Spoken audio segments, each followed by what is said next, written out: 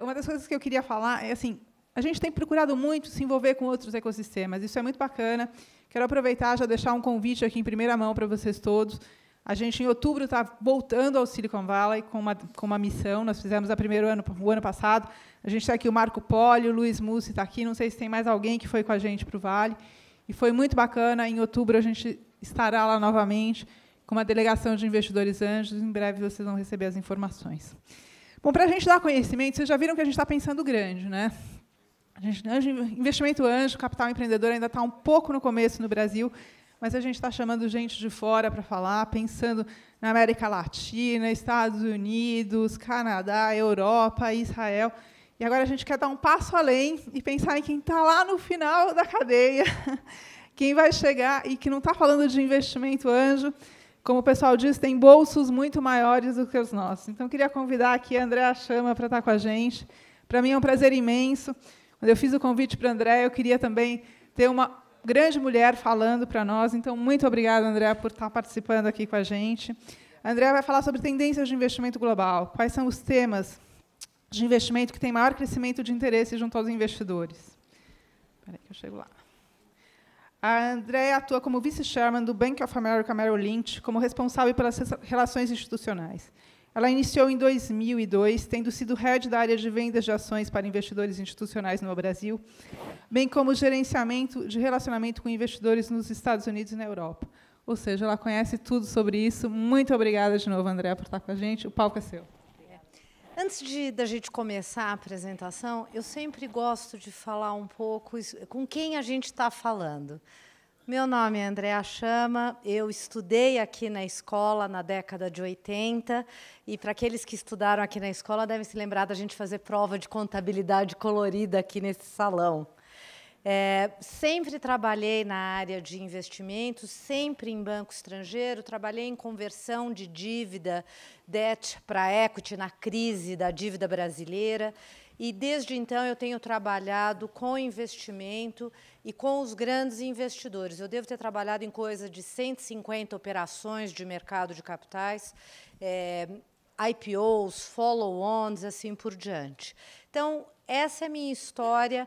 E, trabalhando com o mercado internacional, eu queria dividir um pouco essa nossa conversa em, primeiro, quem é esse investidor, o gringo, né, o famoso gringo, e falar um pouco do que a gente está vendo dentro do banco com relação ao investimento. Então, a primeira coisa essa aqui eu já falei para vocês. A primeira coisa, quem é o Bank of America? Só para a gente contextualizar, é uma das maiores empresas financeiras do mundo. Para vocês terem uma ideia das 500 maiores empresas da Fortune, o banco tem relacionamento com 99%. 1 a cada 2 americanos é cliente, pessoas físicas são clientes do Bank of America. E a gente tem uma presença global bastante dispersa, que vai além dos Estados Unidos. Quando se fala a respeito dessa figura do gringo, a primeira divisão que eu gostaria de fazer é a questão do investimento regional. O mandato de boa parte dos investidores, eles têm a ver com a dimensão regional. Então, quando a gente faz os cortes aqui de investimento, o primeiro é esse corte global, e eu quero chamar a atenção que a gente está falando de um market cap de cerca de 40 trilhões de dólares. O segundo é o corte industrial, ou seja, eu posso investir em óleo no mundo inteiro. O terceiro corte, que é para chegar na direção aqui de casa, é o corte mercados emergentes. Quando você olha o tamanho dos mercados emergentes, onde é que eles estão aqui, ó? Nós estamos falando de 4 trilhões. E aí começa a falar, aí a gente já começa a colocar em perspectiva a questão do Brasil, América Latina, dentro desse panorama, que é a questão do Brasil não é um investimento isolado. A gente faz parte de um contexto maior. Quando a gente fala a respeito de investimento, eu quero colocar o panorama de fundo do que está acontecendo no mundo hoje. Primeiro, a gente está falando de um cenário de um crescimento fraco, em geral, abaixo da tendência de longo prazo. A gente ainda está tendo revisão, a recuperação ela é esperada para 2016, sendo que o grande tema é a recuperação dos Estados Unidos e, portanto, dólar forte. Quando você fala a respeito de mercados emergentes, olha uma coisa, a gente vem de uma tendência de queda. Portanto, o dinheiro tem saído dos emergentes e nós, aqui no Brasil, a gente é boa parte desse número, né? Coisa de 50% é a gente. Vem numa queda ainda maior, portanto, sai mais dinheiro aqui do Brasil. Quando você fala a respeito de inflação, o resto do mundo está num cenário confortável e aqui as duas maiores crianças de mercados emergentes, com exceção da China, têm questão de aumento de juros. O Brasil. O que a gente está olhando com relação ao Brasil hoje? A gente está falando numa atividade que deve estar contraindo para 1,8 e uma recuperação para 0,8 no ano que vem. Essa é uma das razões em que eu vejo a maior cautela junto aos investidores. É que ainda não se... Assim, eu estive na Califórnia faz 3 semanas, a gente fez uma conferência de Global Emerging Markets, eram 130 empresas divididas de forma 30% de cada região, e as empresas ainda não estão falando que chegou ao fundo do poço. Este número de PIB que eu estou falando aqui, de 1,8 de contração, ele foi revisto a semana passada. Então, essa é uma questão de você não conseguir atrair dinheiro novo para o Brasil. Quando eu converso com as pessoas aqui no Brasil, eu vejo que as pessoas acham que tudo que acontece no câmbio tem uma componente brasileira muito grande. A gente, no banco, faz um modelo de câmbio que é equilíbrio de conta corrente global. E eu vou falar uma coisa para vocês, o maior problema do Brasil são os outros colegas da categoria emergentes, que também estão precisando de capital. Então, o Brasil, para manter a paridade, precisa mais desvalorização. Portanto, se você, lembrando o assunto que eu falava nessa transparência de dólar forte, faz com que todas as moedas se desvalorizem, e, portanto, o risco do real, ele é um risco de um real mais depreciado. A gente acha que um pedaço importante da desvalorização, ele acontece quando a gente começar a ver queda de juros. Então, o Brasil não está isolado. A gente está concorrendo por capital no mundo inteiro. Eu coloquei essa tabela que não dá para ler de jeito nenhum, porque eu queria... falar um pouco de radar de investimento. Como funciona esse investidor? Os investidores, eles estão divididos por região, mas também por mandatos. Você pode ter um long only, que tem um viés comprado, um GARP, que é Growth at Reasonable Price, você tem um Value Investor. Então, de acordo com essa... Aqui são todos os países de cada região. Para facilitar, eu coloquei numa tabela que dá para ler. Aquelas linhas em pretinho. Então, portanto, se você é um investidor que está buscando dividendo, aonde você quer investir? Na Europa. Não vai ser na América Latina, nem nos emergentes. Tá bom. Então, se a gente quer return on equity, a gente está falando dos Estados Unidos. Aí, de novo, Brasil e América Latina não qualificaram. Vamos tentar a respeito de valuation, quem é a região mais barata. EMEA, Emerging Europe, Brasil e América Latina, fora de novo. Para você entrar no radar, é fundamental que você tenha um case, uma ideia de investimento, uma proposta de investimento que ela seja autoexplicável. Aqui no Brasil é muito comum as pessoas falarem o seguinte: a gente aqui é diferente. Então, mas deixa eu te contar, o gringo não tem tempo, porque ele vai montar as tabelas, ele vai fazer a análise e vai circular aonde está o valor. Em função disso, de todas as tabelas, o que a gente vê o mundo hoje posicionado? Primeiro, o grande investimento em tech, consumo discricionário, bancos, pharma, industrials e insurance. O que a gente está vendo como sem atrair investimentos, né? Toda a questão de infraestrutura, e isso aqui tem a ver com a China. Quando você olha mercados emergentes, a grande componente dos mercados emergentes é materials. Então, olha aqui o boom da China, o boom dos emergentes, olha onde a gente veio parar. E agora, nesse nível de valuation, a gente começa a ver o investidor tendo interesse de novo. Esse é o mundo que eu queria colocar em contexto quem é o gringo, o que ele está olhando, como ele está dividido. Então, a gente está falando, bom, não estou sozinho, é relativo, qual é o case para investir em Brasil hoje? Dentro do banco, aí eu fiquei pensando, bom, eu vou falar numa conferência de Angel Investors. O que eu acho que é interessante? E eu escolhi um tema hoje, este é o relatório, este é o tema dentro do banco mais lido no mundo inteiro. A gente tem um sistema lá no banco que todo mundo que lê um relatório a gente sabe. Então, a gente pode ver onde está a demanda e oferta dos assuntos. O nosso analista, que é o Sarb, quando se fala em investimento temático hoje, a gente divide o mundo em 5 grandes áreas, que é planeta, governos, inovação, mercados e pessoas. Dentro dessas subcategorias aqui, né, pessoas, inovação, mercado, governos, tem uma série de subinvestimentos. E aí a gente tem o seguinte, por que investimento temático? Basicamente, porque o volume de informação, de processar, está mostrando que as metodologias antigas de investimento não estão promovendo retornos.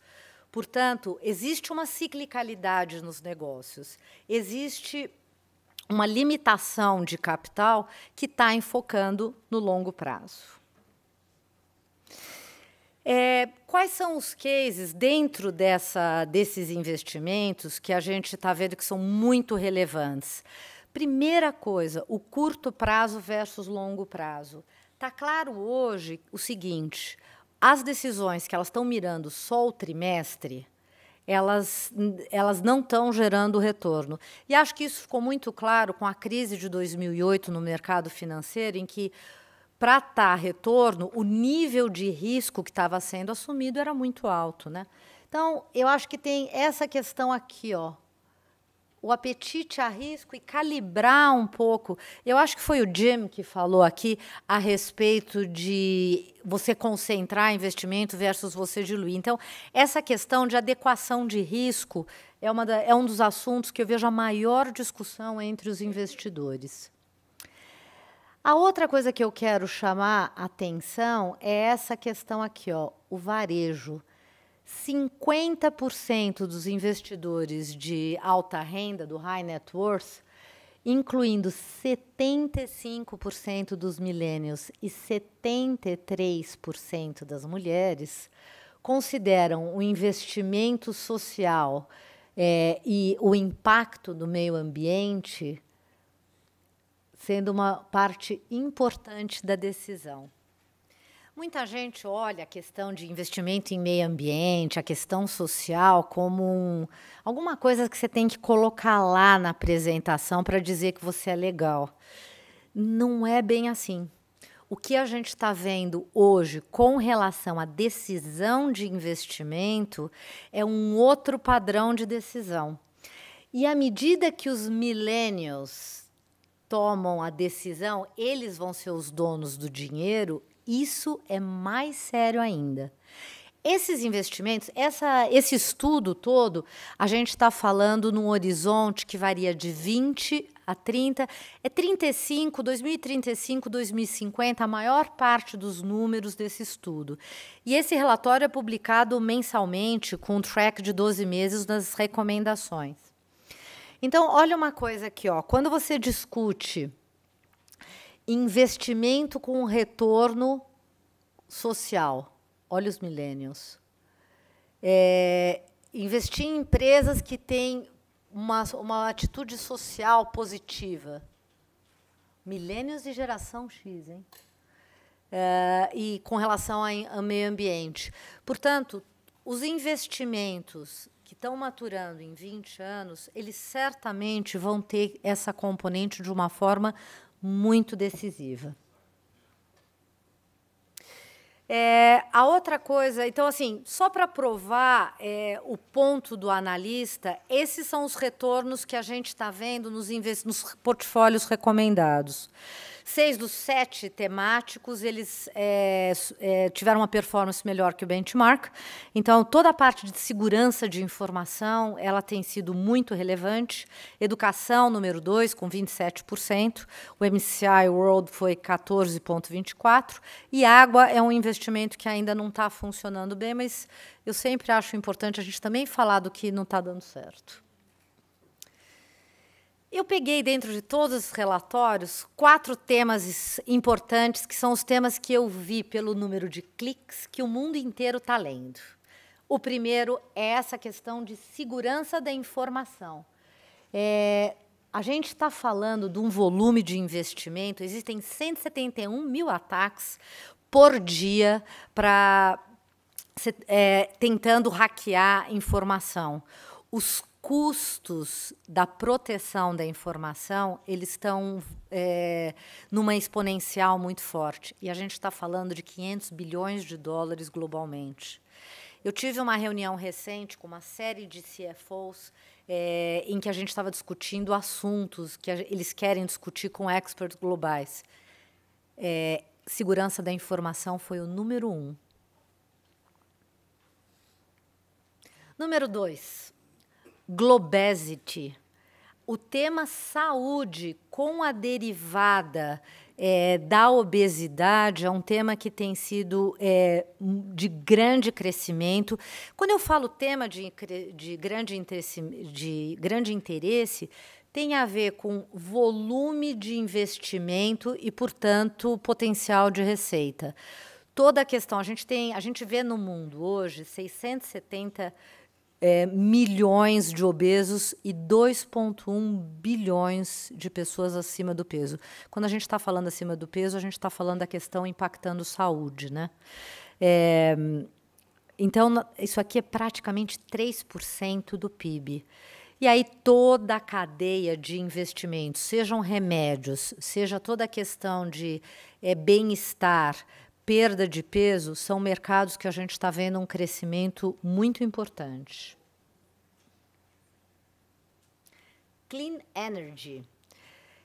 O padrão de energia no mundo está mudando. Aliás, tem 2 empresas brasileiras que estão nesses portfólios. Uma é a Brasil Foods, na questão saúde, alimentação, e a outra é a CPFL, na questão energia.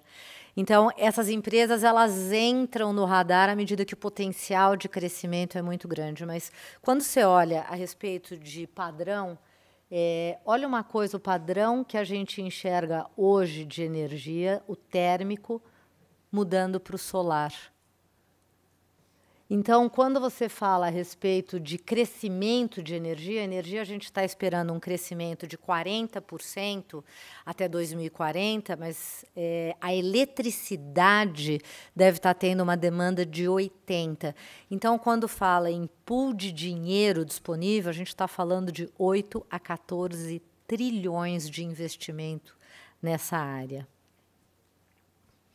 A gente aqui mesmo no Brasil viveu essa questão, a discussão com a falta de água. A gente está discutindo alternativas, energia solar e assim por diante. Então, o Brasil não está tão isolado. E essa é uma coisa que eu repito sempre quando eu falo com o investidor. A gente é parte desse movimento global. Às vezes pode demorar um pouco mais, mas a tendência está mantida, né? E aí, um dos assuntos que eu acho mais interessantes, que é esta questão dos millennials. Quando fala a respeito da geração millennial, eu vejo a minha geração fazendo muita reclamação.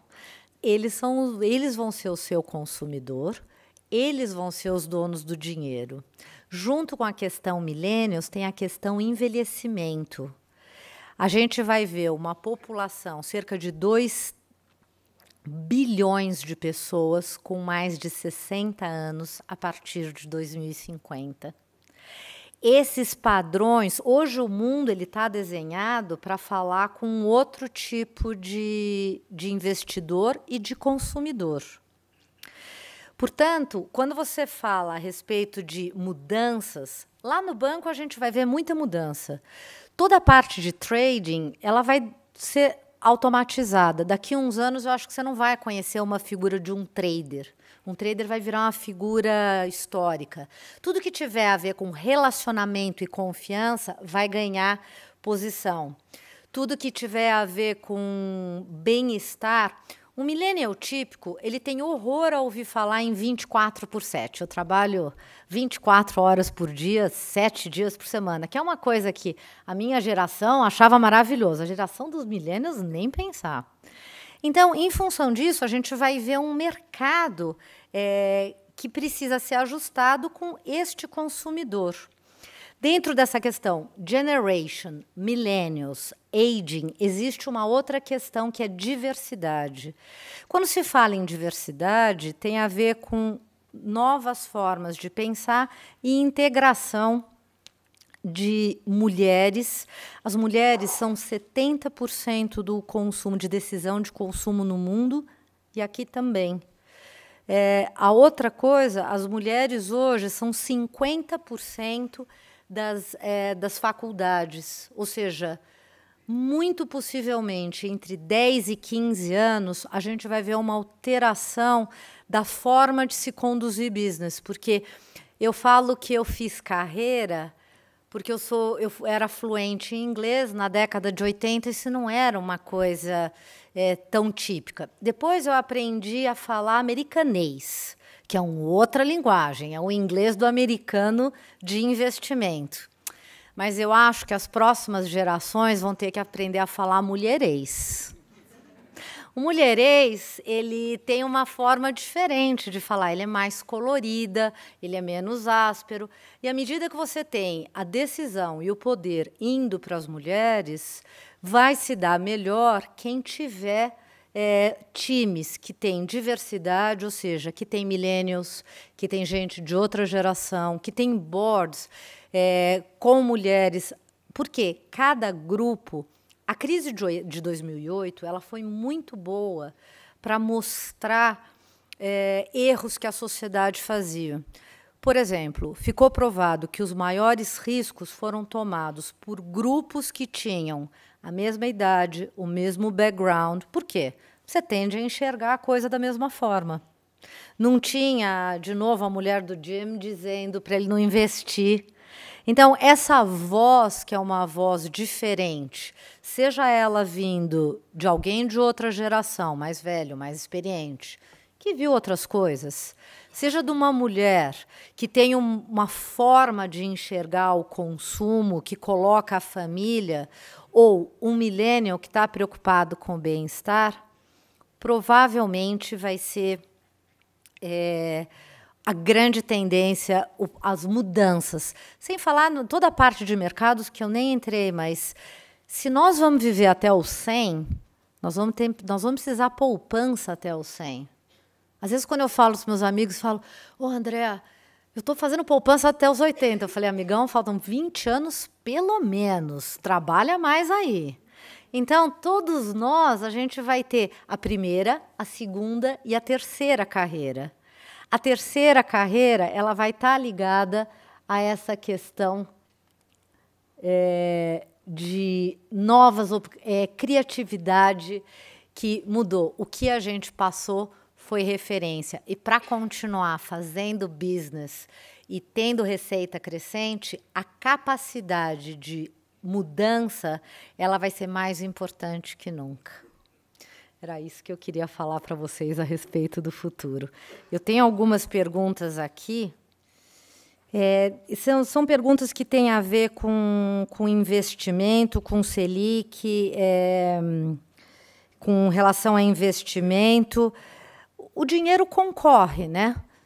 se você tem uma taxa de retorno segura, se você compra um título do governo brasileiro e está te pagando 15 e você tem um retorno da Bolsa de 8, o dinheiro continua saindo por parte dos brasileiros, o dinheiro hoje em Bolsa e em investimento ele é muito baixo. O que a gente vê, os investidores mais experientes, é uma diversificação. A crise de 2008, de novo, ela mostrou a importância de você ter diversificação de ativo, diversificação geográfica. Então, sim, tem uma redução de retorno à medida que o custo do capital ele fica mais alto. Com relação a subsídios de energia, essa é uma questão que os órgãos internacionais eles estão tentando fomentar os investimentos. Assim, a água na Califórnia, a questão do aquecimento global, enfim, todas essas questões estão trazendo interesse e discussão do mundo inteiro. A questão é, quando você olha o longo prazo, dado o perfil do investidor, existe uma predisposição maior em estar comprando ativos que tenham esse viés com relação a ambiente, energia limpa e assim por diante. Acho que é isso que eu queria passar para vocês.